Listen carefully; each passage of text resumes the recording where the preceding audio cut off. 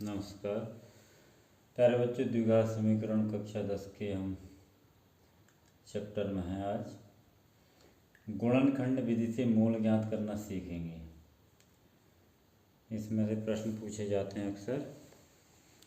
तो जो आपका प्रश्न लिखा हुआ है बोर्ड पर, उसे ध्यान से देखें। यहाँ पर लिखा हुआ है x² - 3x - 10 = 0। तो इसके गुणनखंड विधि से हमने गुणनखंड निकालने हैं, जिनको हम मूल कहेंगे। तो पहले हम गुणनखंड करेंगे, उसके बाद मूल निकालेंगे। तो देखो, गुणनखंड विधि से मूल ज्ञात करने का तरीका क्या है, मतलब कि एक द्विघात समीकरण के हम गुणनखंड कैसे करेंगे। पहला काम हमने करना है अचर पद देखना है। अचर पद है बच्चों यहाँ पर हमारा -10। फिलहाल हम 10 लिखेंगे यहाँ पर। फिर स्क्वायर वाला जो हमारा पद है पहला, उसका गुणांक देखेंगे। गुणांक मतलब कोफिशिएंट, गुणांक जो उसके साथ गुणा में है। x² के आगे कोई दिख नहीं रहा है हमको, इसका मतलब यहाँ गुणांक 1 होगा। तो 10 और 1 का जो गुणनफल होगा वो 10 होगा बच्चों। इस 10 के हमने दो ऐसे गुणनखंड करने हैं जिनका अंतर, देखो अचर पद का चिन्ह माइनस है, तो इसलिए क्या हम पूछेंगे, अंतर। तो अंतर क्या होना चाहिए, 3 और गुणा करके 10 बनेगा। तो 10 के गुणनखंड बच्चों 2 × 5, 5 में से 2 घटाएंगे तो बनता है 3, और गुणा करेंगे तो बनता है 10। तो इसका मतलब 2 और 5 हमारा गुणनखंड हो जाएगा। तो यहाँ रख देंगे। तो x² माइनस, तो यहाँ हो जाएगा 5 - 3 और 2 × x = 0। तो इसको बांट देंगे, डिस्ट्रीब्यूट कर देंगे इसको। तो ये हो जाएगा 5x, ये माइनस माइनस प्लस 2x, ठीक है। ये x दोनों के साथ मल्टीप्लाई हो जाएगा, और माइनस का 10 ऐसे रहेगा। अब यहाँ पर हम दो पदों को देखेंगे, इनमें उभयनिष्ठ क्या है, कॉमन क्या है, ठीक है। तो देखो यहाँ पर x² में x कॉमन है, और यहाँ पर भी x है, तो x कॉमन हो गया, बाहर ले लेंगे। यहाँ बचेगा x, यहाँ बचेगा -5।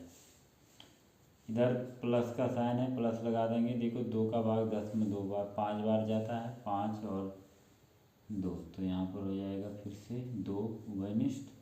x बचेगा 5 दूनी 10, इधर आ गया। ये साइड वाला जो है इसको अब हम मिटा सकते हैं। अच्छा, अब देखो x - 5, x - 5 फिर से कॉमन है, इसे बाहर ले लेंगे। इधर बचेगा हमारा x, और यहाँ बचा था प्लस का 2 = में 0 है बच्चों। मूल ज्ञात करने हैं तो दोनों को 0 के इक्वल रख देंगे। x - 5 = 0, तो x = 5, पहला मूल आ गया बच्चों। ऐसे ही यहाँ सेकंड निकालेंगे, =0, x = देखो +2 है, 0 के साइड जाएगा तो -2 बन जाएगा।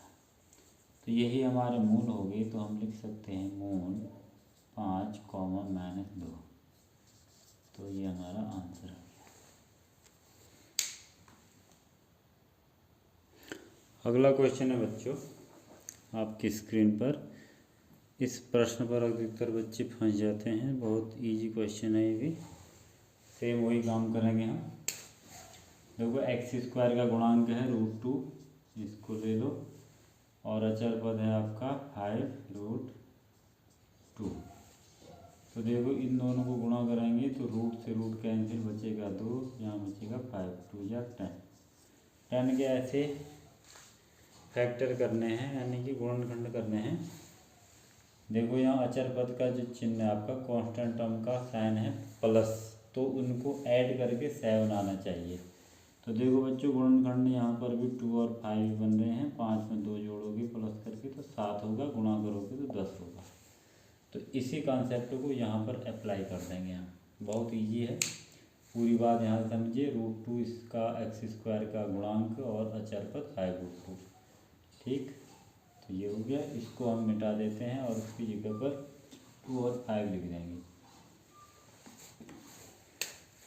तो देखो यहाँ पर हो जाएगा 2x² प्लस ये हो जाएगा 5x।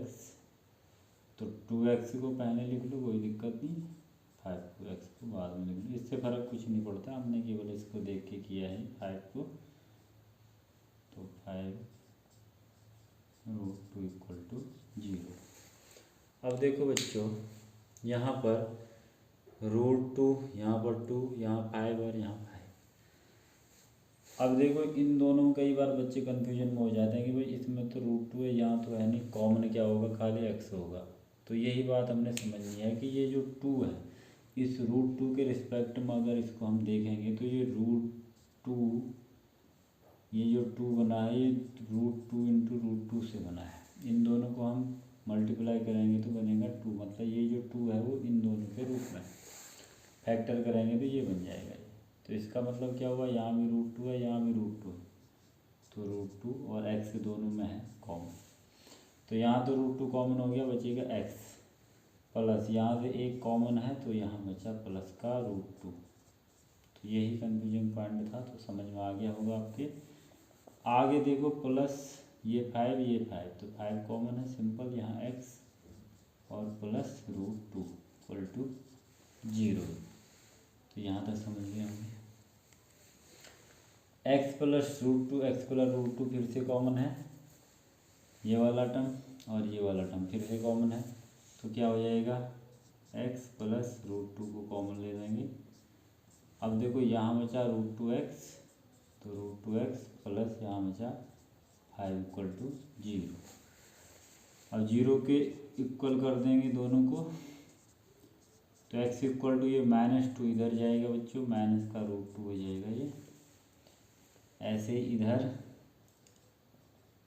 √2x = करेंगे -5 हो जाएगा, इधर जाएगा, तो x = हो जाएगा -5/√2। तो यही हमारे क्या हो जाएंगे बच्चों, मूल हो जाएंगे -√2, -5/√2। तो ये हमारा आंसर। तो आई होप आपको गुणनखंड विधि से मूल निकालना समझ में आ गया होगा बच्चों। काफ़ी कॉमन क्वेश्चन है, करने की कोशिश करेंगे तो होते जाएंगे।